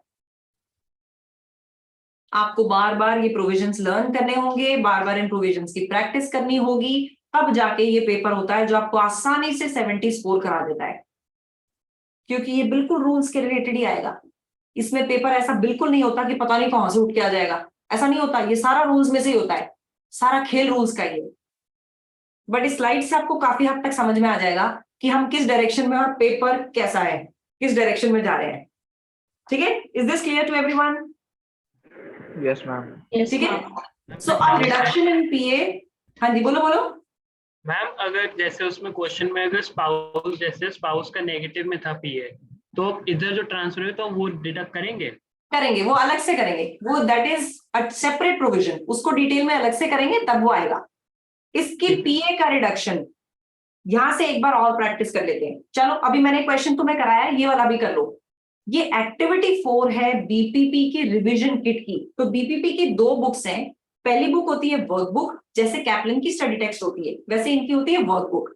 जैसे कैप्लिन की एग्जाम किट होती है वैसे इनकी होती है रिवीजन किट, जिसमें 5 एग्जाम क्वेश्चंस होते हैं। वैसे तो ये रिवीजन किट का नहीं, मुझे उसका ही लग रहा है, हाँ एक्टिविटी है, तो activities from the workbook only, study text की है। चलो हेल्प कराओ मुझे, इसको कैसे सॉल्व करना है।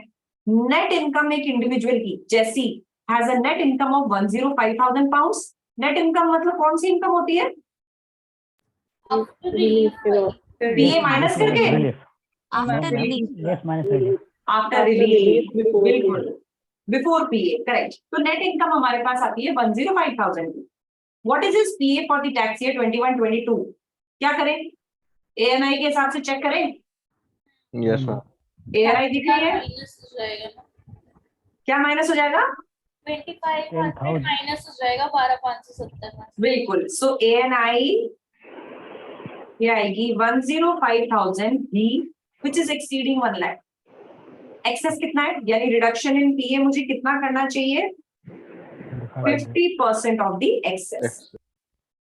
How much is the excess, excess is 5,000, यानी reduction in PA should be 2,500, यानी पीए मिलेगा कितना, 12,570 में से 2,500 कम कर दो, कितना पीए मिलेगा, 10,070। करो minus, what is the taxable income of the tax payer. हम पीए बोले सिर्फ निकालने को, हाँ जी, सिर्फ पीए बोला है, अच्छा sorry, so the answer has to be 10070, और ये जो भी माइनस करके आएगी वो आपकी टैक्सेबल इनकम आएगी। मैं तो पूरी चीज पढ़ाने लग गई थी, ठीक है। सो पीए पूछा है, पीए शुड बी 10070। अगर वो आपसे टैक्सेबल इनकम पूछे तो पीए माइनस करिए, आंसर निकालिए। ये चीज सबको समझ आई, बोलो रिडक्शन इन पीए क्लियर हुआ? Yes, ma'am. यस ठीक है मैम। सबको? मैम 2 मार्कर्स में ऐसे ही आते हैं क्वेश्चन? नहीं नहीं, इतना भी डायरेक्ट नहीं आएगा पर ये छोटी छोटी चीजें अब स्टार्ट होंगी तो इसी से थोड़ी सी कॉम्प्लिकेटेड बढ़ती चली जाएगी, बट प्रोविजंस अब शुरू हो गए हैं। That's what I wanted to cover in the second class, क्योंकि फर्स्ट क्लास में सब कुछ बहुत अच्छा लगता है, जब तक दूसरी क्लास में टेक्निकल पे नहीं जाओ you won't be in a position to decide कि तुम्हें मेरा कुछ समझ आ भी रहा है कि नहीं आ रहा है। ठीक है, चलो अब एक काम करो, हाँ जी बोलो। मेरा doubt gross personal pension contributions के रिगार्डिंग था। ठीक है, अगर सपोज मैम नेट इनकम मेरी कुछ भी है, ठीक तो मैं है, उसमें से सारी अमाउंट अगर लेस करना चाहूँ तो ग्रॉस पर्सनल पेंशन कंट्रीब्यूशन में डाल के लेस कर लूं, then what's the taxable amount? So in that case आपको पर्सनल पेंशन कंट्रीब्यूशन भी तो करना होगा ना। तो मैम ये तो मेरा ही पैसा ना, बाद में मेरे पास ही रहेगा। इट्स बिल्कुल लाइक बिल्कुल इट्स लाइक एन इन्वेस्टमेंट ना, गवर्नमेंट बिल्कुल इन्वेस्टमेंट यू कैन से। कर तो सकते हो। Ma'am instead of paying the taxes, what जो भी अमाउंट ऊपर हो तो बंदा यही करेगा। बिल्कुल, तो पेंशन वाला चार्ट आएगा, उसमें वो बोलेंगे कि हम इससे ज्यादा आपको छूट नहीं देंगे। मैम वही आपने पहले बोला, there is no upper limit. There is no upper limit in the calculation of ANI, but when you will say कि अगर मैं उससे ज्यादा कुछ भी डालूं तो मेरा टैक्स बच जाएगा क्या? टैक्स नहीं ठीक है। बचेगा। पीएन ये ANI कैलकुलेशन में तो आप कितना भी डालो कोई प्रॉब्लम नहीं है, लेकिन टैक्स बचाने के लिए वाला आइडिया गड़बड़ हो जाएगा। So there are two separate things. ANI calculation का आपकी डायरेक्ट टैक्सेबिलिटी पे कोई फर्क नहीं पड़ता, वो आपके PA के अमाउंट को डिसाइड करता है। तो वहां पे तो आप जितना चाहो पेंशन कंट्रीब्यूशन कर दो, लेकिन अगर आप ये सोचो कि मैं पेंशन कंट्रीब्यूशन ज्यादा कर दूं, उससे मेरा इनकम टैक्स बच जाएगा, पूरा नहीं बचेगा। टैक्स था ना, हाँ पेंशन इनकम पे भी तो टैक्स था, नॉन सेविंग में। वो जब मिलेगी तब आएगा Ishika. So his point is correct कि भाई यहाँ पे PA वाला हिसाब किताब अलग है, लेकिन अगर इंडिविजुअल सोचे कि यार मैं पेंशन स्कीम्स में पैसा डालता रहूं तो मेरे को सारा का सारा छूट मिलता रहेगा क्या? सिर्फ ANI कैलकुलेशन में पूरा मिल जाएगा, बाकी पे नहीं। मैम ANI में भी अगर पूरा मिल रहा है तो बात तो वही होगी ना? नहीं वो बात नहीं हुई, इससे सिर्फ आपका PA इम्पैक्ट होगा, ज्यादा से ज्यादा PA आपको पूरा मिल जाएगा, लेकिन इनकम टैक्स अलग है। ठीक है मैम, ठीक है, तो उसमें आएगा, वो डिटेल में अभी आएगा। अभी छोटे छोटे चंक्स में इसको एब्जॉर्ब करते हैं। चलो अभी तो बहुत सारी चीजें हैं, बहुत कुछ उलझना है। गिफ्टेड डोनेशन पे किस तरह से एक इंसान को फायदा मिलता है वो देखना है, ग्रॉस और नेट का चक्कर देखना है, वो सब अभी देखेंगे, बट धीरे धीरे ग्रेजुअली। तो एक काम ये करो, अभी 10 मिनट्स का ब्रेक लेके आओ, फिर बचा हुआ इसको आगे पढ़ते हैं। We are at 5:45, let's catch up at 5:55। ठीक है, यस मैम। चलिए जी।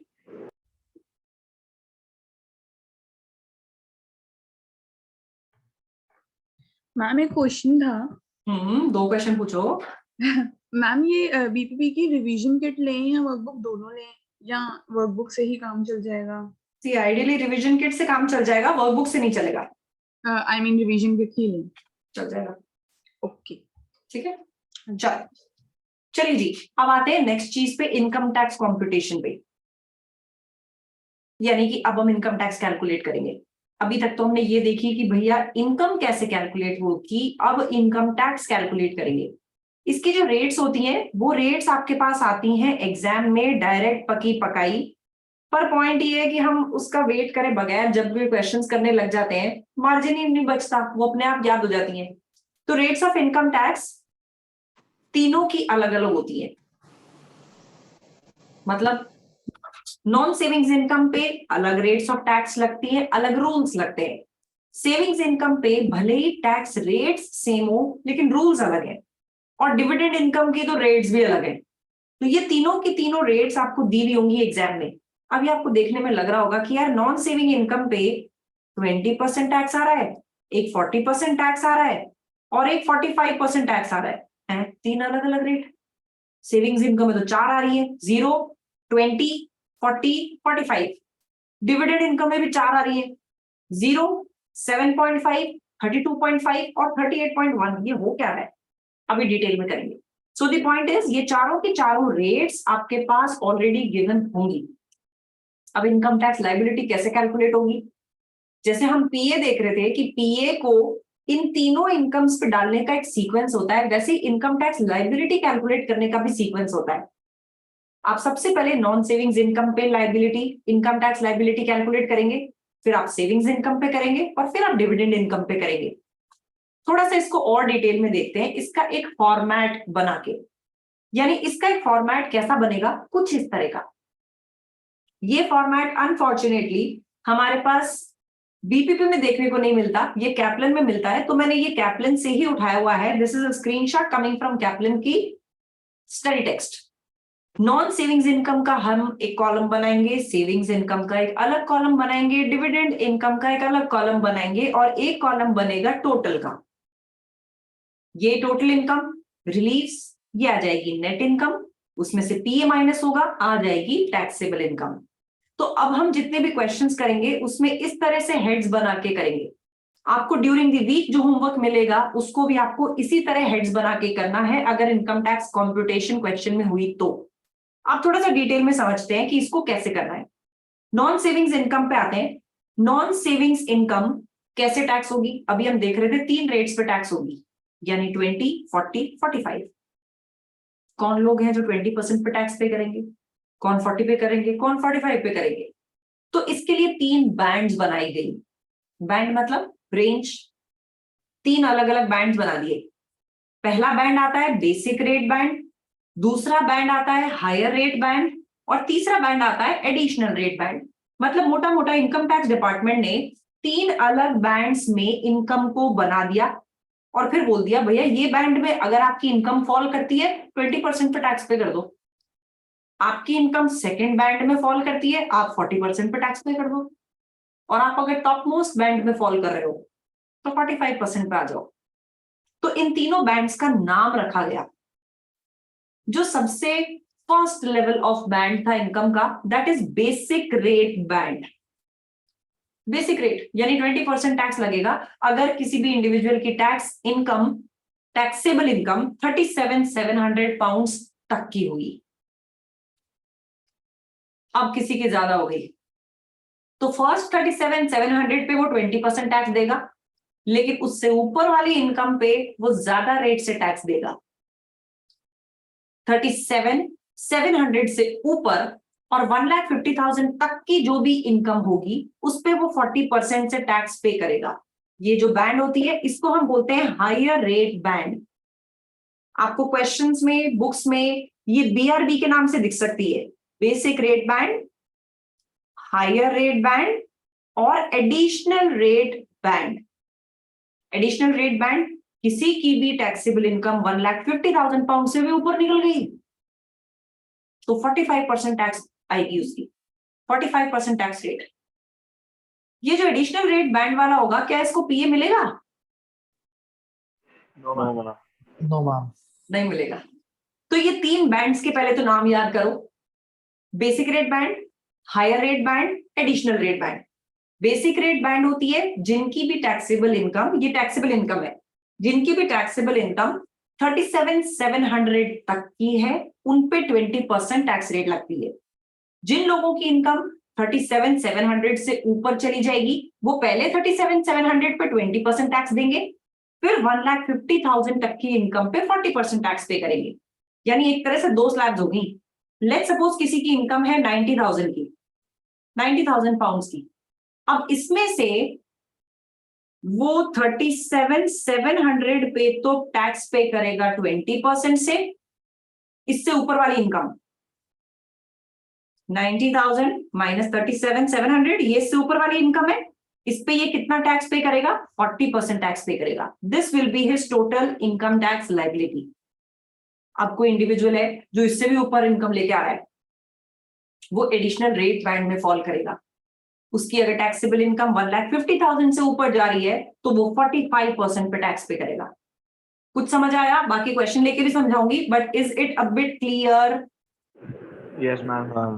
ठीक है, इलस्ट्रेशन नंबर 2 से इसको समझते हैं। हाँ जी बोलो, किसी को कोई प्रॉब्लम आ रही थी? बोलिए बोलिए बोलिए। नहीं? डन? चलो करते हैं क्वेश्चन, इससे समझ में आ जाएगा क्लियर।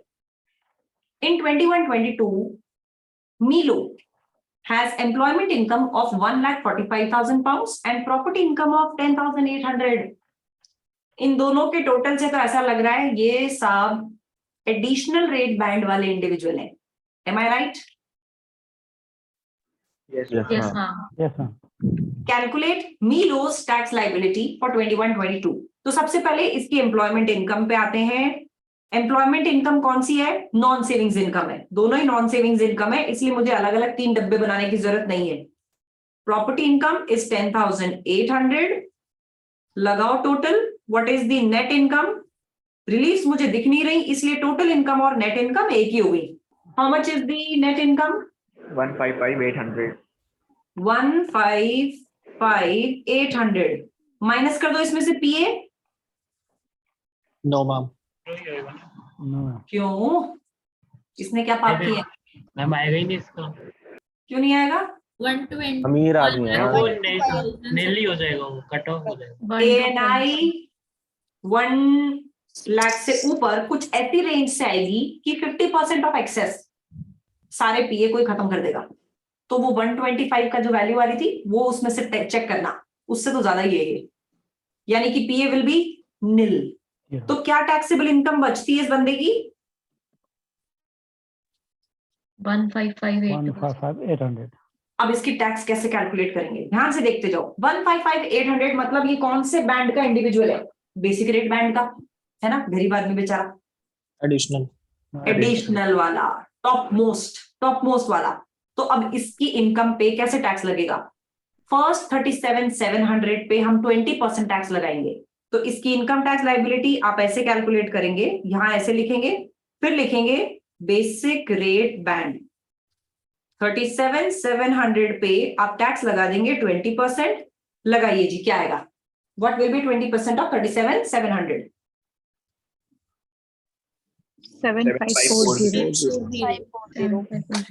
7540। उसके बाद में 37,700 से ऊपर और 1,50,000 तक की इनकम पे 40% लगेगा। ये तो 150 से भी ऊपर जा रहा है, तो मुझे हायर रेट बैंड का अलग कॉलम बनाना है। 150 और 37,700 के बीच की इनकम पे आई हैव टू टैक्स 40%। मैंने सही लिखा? 1,50,000 और 37,700 के बीच की इनकम पे 40% टैक्स लगेगा। कितना आएगा जरा कैलकुलेट कर दो। 44,920। 44,920। पक्का सबका यही आ रहा है ना? Yes, ma'am. Yes, ma'am. ठीक है, 44,920। अब क्या करें? अब लास्ट बैंड बची है इसकी, additional rate band. Additional rate band 1,50,000 से ऊपर जितनी भी इनकम है उस पे 45% टैक्स लगा दो। इसकी इनकम है 155,800, यानी कुछ ऐसा ही होगा। Yes, ma'am. Yes, ma'am. लगा दो जरा। 2610। 45%. कितना आ रहा है? 2610। तीनों बैंड्स की रेट लगा के हमने इसका टैक्स कैलकुलेट कर दिया। कर दो जी टोटल तीनों का। What is the income tax liability of this tax payer? 55,070। 55,070। बाप रे, भयंकर।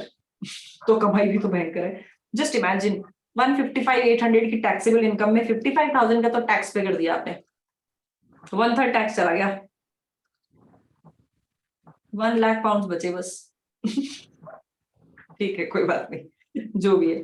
ठीक है, इनकम टैक्स कैलकुलेशन इनकी समझ में आई? बोलो, is it clear to everyone? Yes, ma'am. ठीक है, चलो। सेविंग्स इनकम अभी करा दूं, झेलने की सिचुएशन में हो? Yes, ma'am. Savings income, but आप लोगों को मैं एक बार वर्किंग दिखाना उसे। वर्किंग देखो जी, ये लो सेविंग्स इनकम। यार तुम अडॉप्ट नहीं कर पाओगे। Let me give you one more question. क्या इशिका? आज आप कुछ होमवर्क के लिए भी दोगे? यार आज से तो नहीं, लेकिन ट्यूसडे से होमवर्क मिलने लग जाएगा। ट्यूसडे से, क्योंकि कल और क्लास अटेंड कर लो, और कल की क्लास अटेंड करके just register yourself, because we have already lost 1 more week in giving trials. तो कोर्स उसके बाद मैं स्पीड पकड़ूंगी थोड़ी सी, इसलिए होमवर्क दूंगी ट्यूसडे से। So whatever your decision is, जल्दी एनरोल करा लो। सब लोग मंडे ट्यूसडे एनरोल कराएंगे तो बहुत भसड़ मचती है फिर एकदम से एंड मोमेंट पे। ठीक है जी। ये होमवर्क कौन से उससे करना होगा? बीपीपी रिवीजन किट से होगा क्या? यस, सो रिवीजन किट से होगा, and I will tell you कि वो कौन से वाले क्वेश्चंस हैं। ठीक है, चलो अब एक काम करते हैं, सेविंग्स इनकम पे आई विल नॉट रश, लिखो, मैं कुछ इंफॉर्मेशन देती हूँ, उस इंफॉर्मेशन के बेसिस पे now you calculate the income tax liability.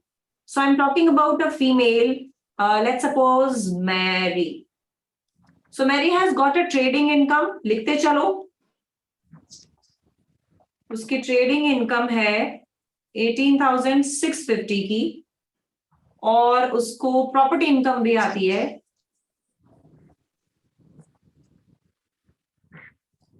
12,000 की.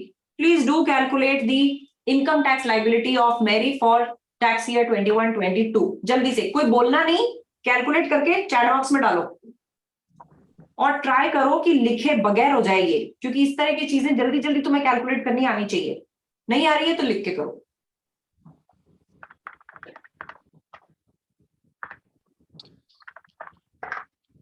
अरे वाह, एक आंसर भी आ गया. Okay Bhavna, let me cross check.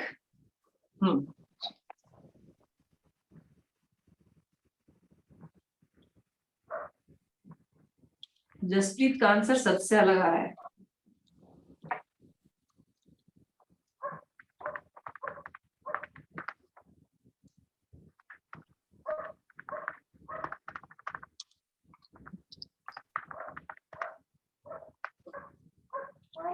Ishika, ma'am आपने पूछा क्या था, उसमें क्या निकालना था? Income tax liability. अच्छा. एंड आई एम सरप्राइज्ड विश्वा एंड ईशिका, इतनी बड़ी इनकम टैक्स लाइबिलिटी कैसे आ रही है? हमने बस इसका पीए माइनस करके भेज दिया. इनकम टैक्स लाइबिलिटी निकालो.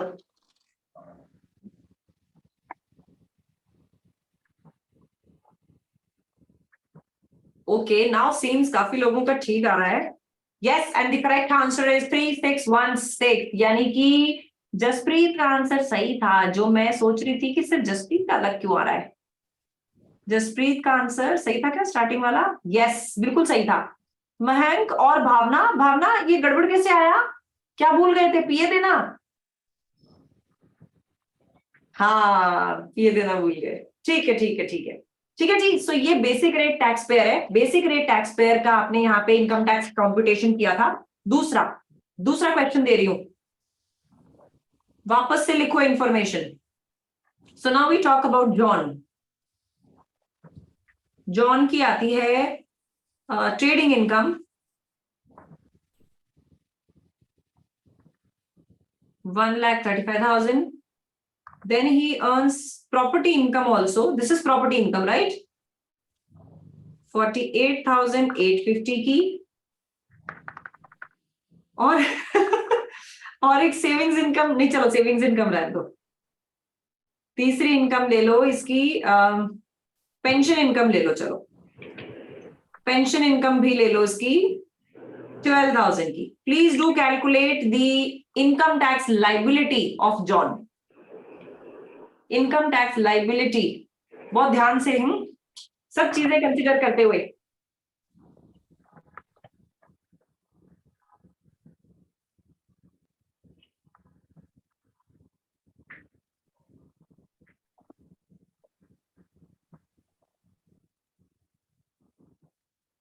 मैम ये लास्ट वन क्या लिखा हुआ है आपने? 12,000 जो है पेंशन इनकम.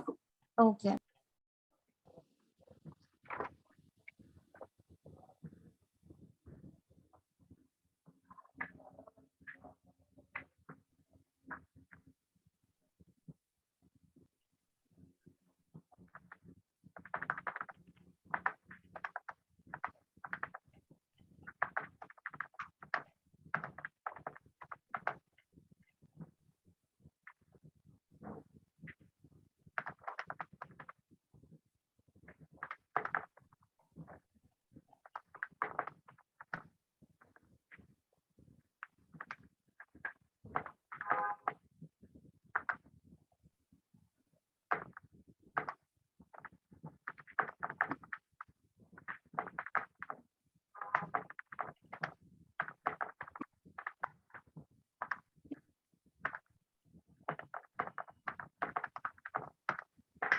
उत्तरी उत्तरी उत्तरी उत्तरी, ओहो, ये तो सबका आंसर एक्यूरेट जा रहा है भाई.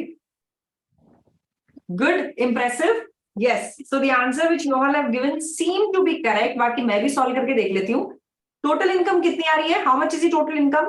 135, 48, 850 and 12,000. What is the net or total income? कितनी आ रही है? 850. कितनी आ रही है शिका? 195, 850. PA माइनस करना भूल गए साहब? PA माइनस नहीं होगा, 125, 140 से ऊपर है ना? तो PA should be nil. ठीक है. So your taxable income comes to 195, 850. Additional rate tax payer. तो क्या करें? सबसे पहले बेसिक रेट बैंड निकालो इसकी. 37,750 पे 20%. देन इसका हायर रेट बैंड कितना आएगा? हाँ जी 37,700 पर. हाँ सॉरी 700. 37,700 और 150 के बीच के अमाउंट पे 40% और एडिशनल रेट बैंड पे लगेगा 195,850 में से 150 पे तो हम टैक्स लगा चुके. बाकी पे कितना लगेगा? करो जरा कैलकुलेशन चेक. वैसे जिस कॉन्फिडेंस में आप सबने आंसर दिया है, seems like 73,092 is the answer. Shivam check करो ये गड़बड़ क्यों आ रहा है आपका आंसर? 73. वाह इशिका क्या पूरा सिस्टम से डाला है.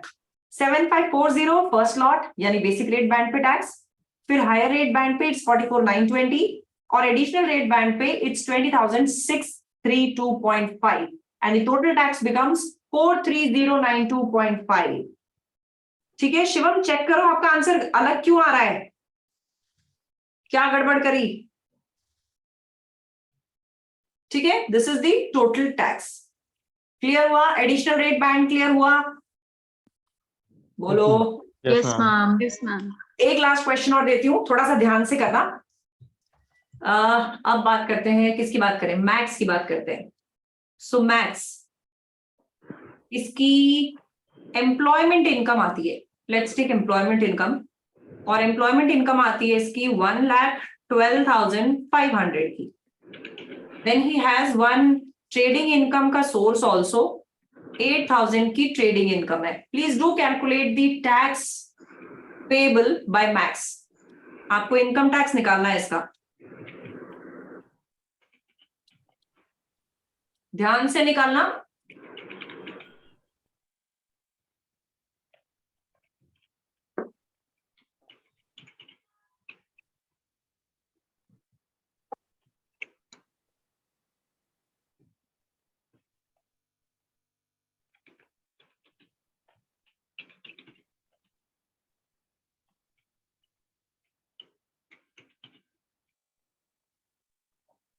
और एक बहुत स्पीड में आंसर निकाल रहे हो यार तुम लोग. ओ और ओके 2 आंसर्स दोनों अलग.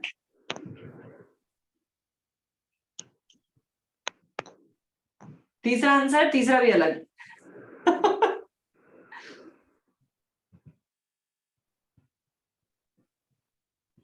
रौनक, इशिका और विशाखा ने 3 जनों ने आंसर्स दिए हैं. तीनों के आंसर्स अलग अलग हैं. Okay so now I have got one answer from Amrit. वो एक जने से मैच करता है. मार्मिक का भी मैच कर रहा है. जसप्रीत का आंसर अलग आ रहा है फिर से, पर जसप्रीत का पहला वाला सही था तो हो सकता है जसप्रीत वाला आंसर हो. Divisha now it is matching. Manan matching. Bhavna matching. Mahima matching with others. तो going with the majority answer यही लग रहा है, पर मैं चेक कर लेती हूँ. जल्दी बाकी लोग जल्दी जल्दी करो. 2-3 more minutes I'll wait. जल्दी करो. ओके लीशा का भी ठीक लग रहा है.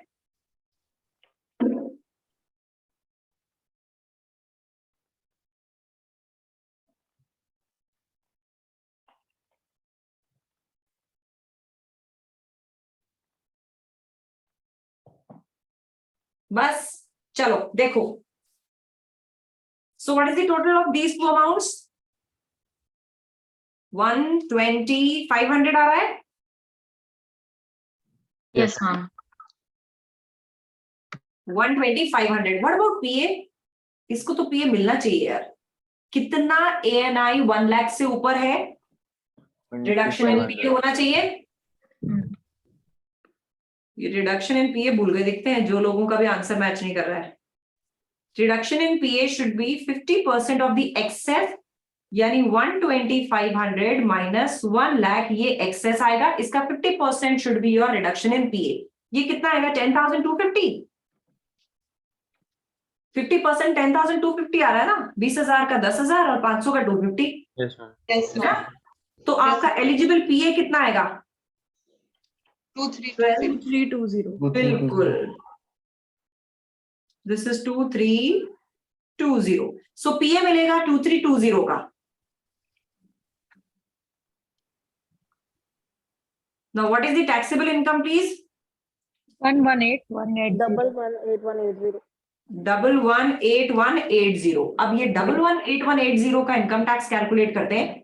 आ जाओ जी बेसिक रेट बैंड की तरफ, वही 37,700 पे पहले 20% लगा दो, उसके बाद में हायर रेट बैंड। नाउ ध्यान से, 1,50,000 तक जा नहीं रही है इनकम, 1,50,000 से नीचे ही है, यानी 37,700 से बाकी जो इनकम है 150 तक की, उस पे 40%। 150 तक की तो इनकम ही नहीं है, 180 की है, यानी क्या करें? 180 माइनस 37,700 पे क्या percent tax? 40%. Is he an additional rate taxpayer? No. Higher. His taxable income is not exceeding 150. 150 से ऊपर जिनकी टैक्सेबल इनकम होती है वो एडिशनल रेट टैक्स पेयर्स होते हैं। ये तो हायर रेट टैक्स पेयर है, एडिशनल रेट टैक्स पेयर नहीं है। यानी ये जो दो अमाउंट्स आएंगे यही इसका इनकम टैक्स बनेगा। कितना आएगा ये दोनों? This is 39,732 total. So the answer is 39,732। तो तीनों के केसेस में पीए रिडक्शन में basic rate band taxpayer, higher rate band taxpayer और एडिशनल रेट टैक्स पेयर में कैसे इनकम टैक्स लायबिलिटी कैलकुलेट होती है, कुछ समझ आई? Yes, ma'am. Yes, ma'am. ठीक है, अब कल हम कंटिन्यू करेंगे सेविंग्स इनकम वाला। तब तक आप एक काम करिए, करेंगे एज यूजुअल, ये वाली वीडियो भी मेरे यूट्यूब चैनल पे आएगी, नेक्स्ट वाली भी मैं डाल दूंगी, क्योंकि तब तक हो सकता है आपको 1-2 दिन लग जाए ज्वाइन करने में। लेकिन इसका वहां से स्क्रीनशॉट देखते हुए, नोट्स जो भी सामने चल रहे हैं, प्रोविजंस जो मैंने पढ़ाए हैं वो सब देखते हुए, you have to revise all the provisions. Tomorrow will move ahead with savings income, और सेविंग्स इनकम का इनकम टैक्स कैलकुलेशन थोड़ा सा ना घूमा हुआ है। सो बेसिकली ऐसा है, जो समझ में आ गया तो आ गया, नहीं आया तो बाउंस बैक होने के चांसेस बहुत ज्यादा होते हैं। इसलिए इसको करने के लिए पीछे का रिवाइज पूरा करके आना। कल शुरू के 10 मिनट इन्वेस्ट करने वाली हूं आपको ड्रिल डाउन करने में। So tomorrow will catch up same time at 4:30, और कल की क्लास और थोड़ी सी छोटी रखेंगे। नेक्स्ट वीकेंड से फॉर्मली व्हेन यू ज्वाइन, तब क्लासेस 3 घंटे की हुआ करेंगी, बिकॉज तब तक हम इक्विप भी हो चुके होंगे और कुछ चारा भी नहीं होगा स्पीड बढ़ाने के अलावा। ठीक है, so catch you all tomorrow same time same channel. Bye. Thank you हाँ जी मैम। Okay bye. हाँ जी कोई कुछ पूछ रहा है? तेजस्वी नहीं, बोलो। हाँ जी मैम, कल के लिए भी लिंक आएगा ना? कल के लिए भी लिंक आएगा, ठीक है? तो कनेक्ट करने की जरूरत है ना राहुल से, क्योंकि बैच में तो ऐड नहीं हुए हैं। एक बार वैसे बात कर लो, just drop him a message कि आपका क्या केस है, बिकॉज मुझे ध्यान नहीं आ रहा है एग्जैक्टली इशू क्या है। So just drop him a message. Okay ma'am, ये बैंड रेट लर्न करने हैं? ये दिए होंगे क्वेश्चन में प्रतिभा। Okay ma'am. ठीक है, और ये यूज करते करते वैसे भी याद हो जाते हैं। बट जल्दी सॉल्व करने के लिए तो लर्न करने पड़ेंगे। अरे इतनी बार करोगे ना वो वैसे ही लर्न हो जाएंगी। Yes ma'am. ओके, ठीक है, चलिए जी। ओके मैम, हाँ जी बोलो। Ma'am I wanted to ask about the batch timings, अगर हम इसको आफ्टरनून में रख सकते हैं और आप एफआर वाला मॉर्निंग में ले लो, क्योंकि एक वीकेंड पे इवनिंग अवेलेबल होती है, इसलिए। इतना प्रॉब्लम उसमें ये आएगी कि आप दोपहर में टैक्स नहीं पढ़ सकते। It's very sleepy. मैं ज्यादा से ज्यादा उसको 4 बजे कर सकती हूँ, लेकिन अगर आप 2 o'clock लेके बैठोगे ना, आधी से ज्यादा क्लास हो चुकी होगी। वीकेंड पे घूमने के लिए निकलो थोड़ा सा पहले या बाद में, ठीक है? Excuse me ma'am. हाँ जी, हाँ प्रेरणा बोलो। मैम तो हमें टैक्स के लिए बुक लेनी है, वो करंट ईयर की लेनी है, पहले वाली चल जाएंगी? नहीं, पिछले साल की बुक नहीं चलती है टैक्स की, it has to be latest. Okay ma'am. ठीक है, मैम मेरे पास कैप्लन का study tax and revision kit है। प्रतिभा नहीं चलेगा, जब क्लास में बीपीपी चलेगी तो कैप्लन की बुक से आप सेम पेज पे नहीं रहोगे। ओके ठीक है, हाँ जी सनन बोलो। Ma'am, हाँ जी सनन बोलो बोलो। I made a payment, but I did not get any notification or receipt from Rahul sir, ma'am. Which notification Sanon? Receipt, ma'am. Payment receipt. So you ask him? नहीं मैम, मैं आपके ही अकाउंट में payment किया था और payment मिला कि नहीं मिला कोई जवाब नहीं है। उनसे पूछो सनन, he will tell you। ठीक है, मिला नहीं होगा। You are from Nepal, right? Yes, ma'am. हाँ, नेपाल से सनन it takes 4 to 5 days sometimes. So just remind him, हो सकता है उसने चेक किया हो and he would have forgotten to answer you। एक बार मैसेज ड्रॉप कर दो कि सर पेमेंट रिसीव हुआ क्या। Okay okay ma'am. चलो विश्वा, you want to say something? No, ma'am, I'm all right. Thank you. चलो। मैम हाँ जी, हाँ मनन। वर्कबुक रहने देना मैम, हाँ, not needed actually। नोट से ही कर लेंगे। कल की क्या टाइमिंग है? 4:30 सेम। ओके चलिए जी, all doubts done, everything addressed? Yes ma'am. चलिए जी, okay okay, so let's catch up tomorrow, same time, same channel for 4:30, okay? Thank you, ma'am. Bye.